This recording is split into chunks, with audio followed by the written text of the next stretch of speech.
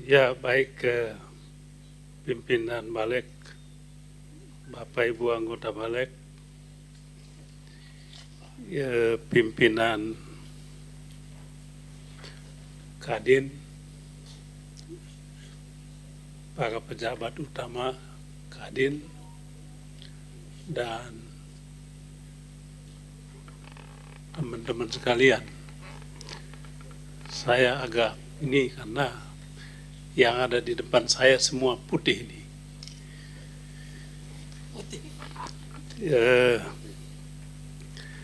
Baik, saya ingin mendapatkan gambaran sebetulnya dari pimpinan Kadin, mungkin jadi bahan diskusi atau masukan untuk melengkapi rancangan undang-undang Kadin yang akan kita susun. Saya tidak mewakili, tidak dari latar belakang pengusaha, tetapi punya minat yang begitu tinggi di bidang dunia usaha. Ya, oleh sebab itu, saya bergaul banyak dengan teman-teman anggota Kadin dan juga memahami betul undang-undang Kadin yang lama. Undang-undang Kadin tahun 87 ya. Jadi kalau ingat 87 berarti 40 tahun silam. Nah, kalau 40 tahun silam maka kita sudah bisa tahu bahwa Kadin pada 40 tahun silam tentu konteksnya beda dengan Kadin zaman sekarang ini, atau Kadin yang Kadin reformasi lah. Ya kan, Kadin, karena memang agak ini sudah lama ditinggalkan reformasi, tapi Kadinnya malah tinggal, malah yang lain-lain kembali ke belakang, reformasi, Kadin tetap saja. Saya sangat yakin bahwa Kadin sangat penting,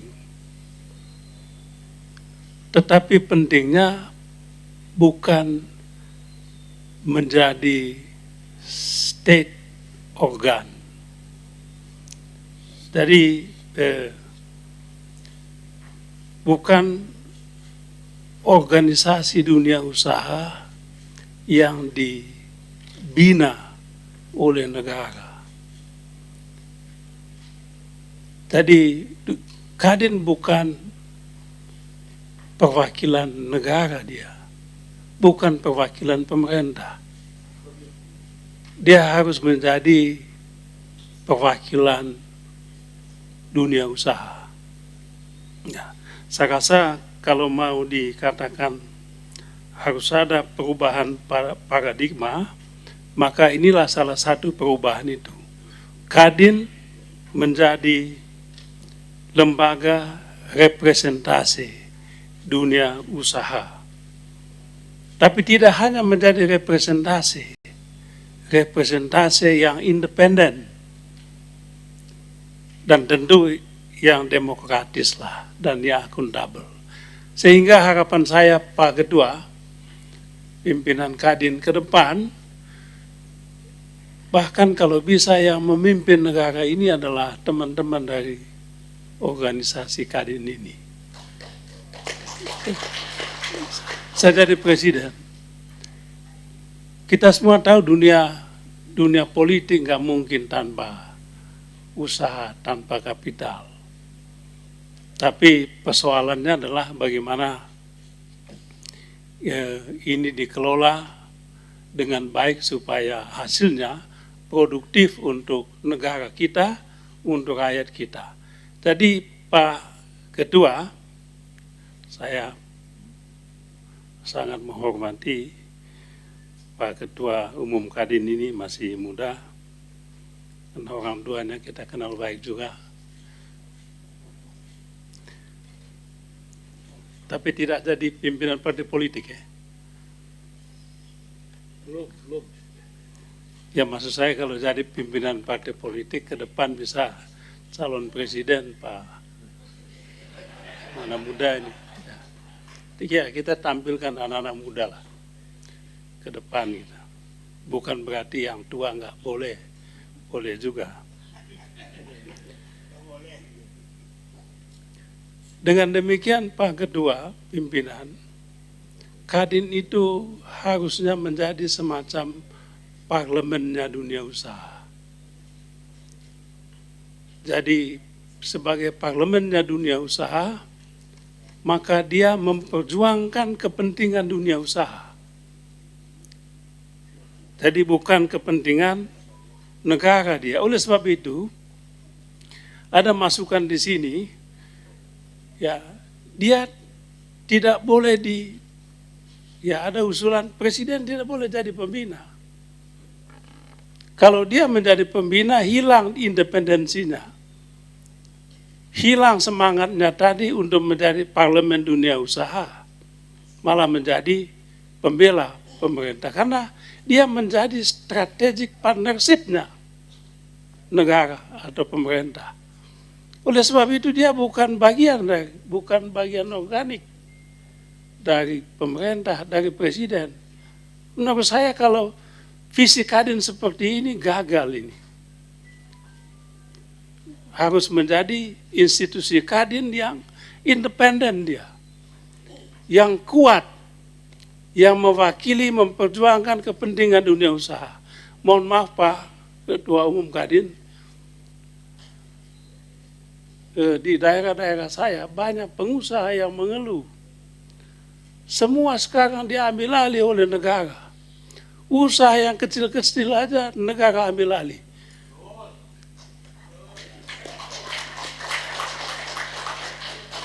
Kita kembali ke zaman dulu, zaman etatisme. Kalau Mas Ketua Umum ingat zaman Bung Karno dulu, etatisme ekonomi. Ekonomi komando. Dan ini mematikan dunia usaha.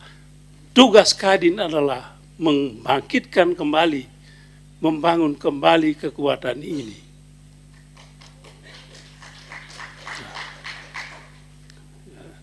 Oleh sebab itu, pimpinan dan Pak Ketua, saya punya beberapa catatan, karena saya sudah diingatkan oleh Ketua Balik ini, Pak BKH, tolong nanti datang, ada teman-teman dari Kadin mau datang. Saya senang dan saya siapkan dengan baik. Dr. Aziz sama Mas Bambang, sahabat. Cuman saya kaget saya kok tiba-tiba ada di Kadin. Ya, ini jadi ternyata kakinya banyak mereka ini. Saya ada beberapa catatan mungkin dari masukan dalam bentuk pertanyaan, Mas Ketua Umum Kadin.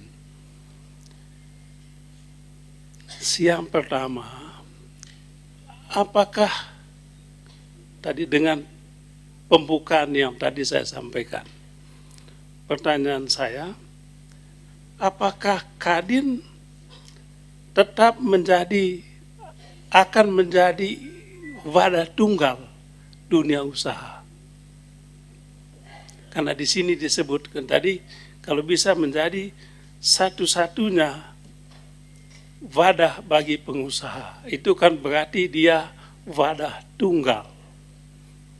Nah, kalau wadah tunggal, pertanyaan berikutnya adalah sistemnya nanti keanggotaannya sel pasif atau aktif.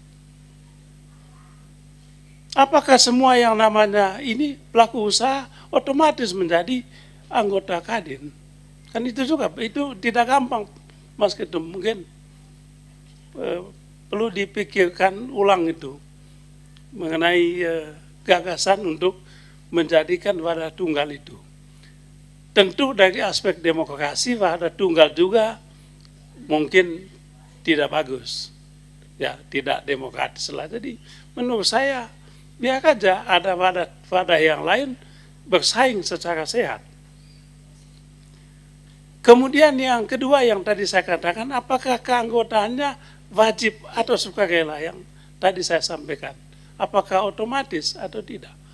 Berarti nanti yang tidak menjadi anggota Kadin tidak dibela oleh Kadin. Apakah begitu? Atau seperti apa? Kemudian yang ketiga, ini saya sekali lagi saya bukan pengusaha, tapi selalu mendapatkan banyak keluhan pengusaha. Bagaimana mewadahi menjamin keterwakilan UMKM dan koperasi di Kadin ini? Apalagi di setiap desa nanti kita punya koperasi, Dr. Aziz, itu setiap desa, satu jumlah desa Indonesia sekarang ini berapa puluh ribu. Coba bayangkan kalau satu desa, satu koperasi. Bagaimana nasib mereka nanti? Apakah diwadahi di Kadin ini juga atau tidak? Kemudian yang keempat, saya tanya ulang, bagaimana menjamin independensi dari intervensi pemerintah, termasuk partai politik. Saya rasa harus terbuka kita ngomong. Mohon maaf, bukan berarti saya tidak suka atau apa. Saya mengangkat topi dengan Mas Ketua Umum Kadin, anak muda yang sangat energik.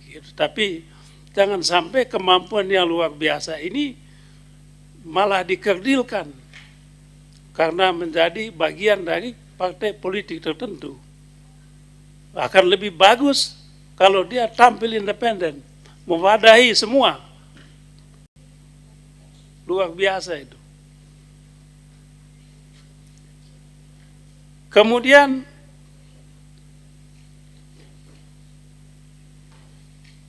yang terakhir ini, bagaimana relasi Kadin dengan pemerintah dalam konsepnya teman-teman di Kadin ke depan. Apakah